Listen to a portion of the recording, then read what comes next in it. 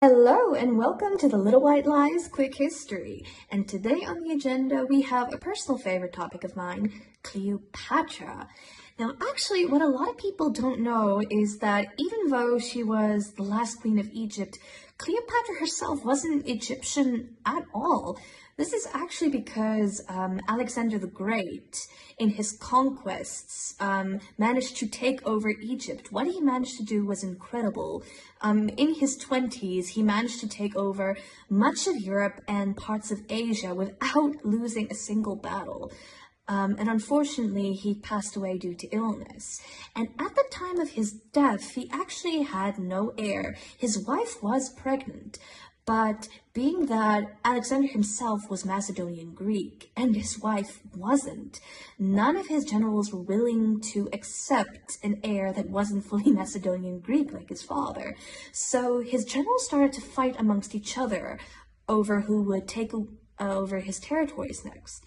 And it was actually decided that among his generals, his territories would actually be split up so that each general would rule over a different part of his empire.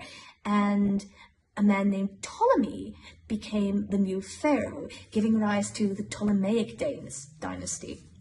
So what the Ptolemies did was very similar to royal houses in Egypt in the past, although this was not common among common households at all. This was intermarriage, most likely to honor the Egyptian gods of Isis and Osiris, who were brother and sister. So it was very common for pharaohs to marry their sisters, and so on. So the Ptolemies did the same practice, and for a very long time everyone was basically named Cleopatra and Ptolemy, until eventually get to the infamous Cleopatra, whose full name was Cleopatra VI Philopator. And she actually had a lot to do with the Romans. She had married two of her brothers, both also named Ptolemy, but that turned out to be a disaster on all fronts. Her younger brother Ptolemy, who she married, kicked her out, and this is where the famous story comes from, wherein she was wrapped in a rug and snuck back inside the palace. We don't know how true that is. But what is true about that story is that she had met Julius Caesar, who we talked about in the last video, whose full name was actually Gaius Julius Caesar.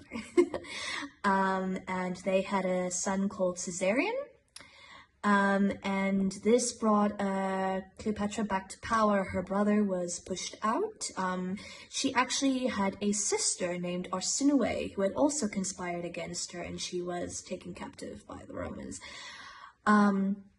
So after a while, Julius Caesar was obviously assassinated at the Ides of March, and Cleopatra had then met Mark Antony, Marcus Antonius, and they had 3 more children, a pair of twins, and another son. Mark Antony was actually married to the sister of Octavian, who we talked about in the last video.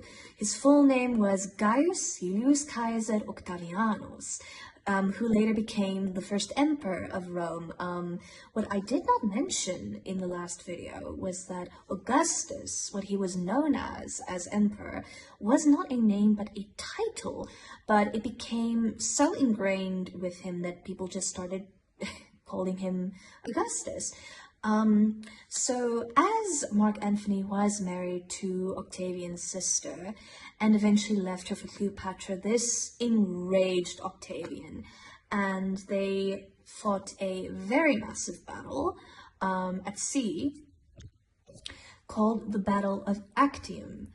And it was at this battle that Octavian was victorious. Mark Antony passed away, and Cleopatra, sensing the demise of her kingdom, claimed suicide. And it's highly speculated how and where she was buried after that.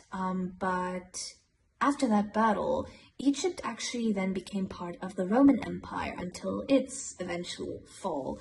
And we actually see at this time Hellenistic, meaning Greek Egypt, and Roman Egypt, a very big change in the artwork. A lot of mummified remains have beautiful Roman-style portraits in Roman-style fashion, and it's very different from what you see of earlier periods in Egypt. So yes, Cleopatra and Egypt is a fascinating topic.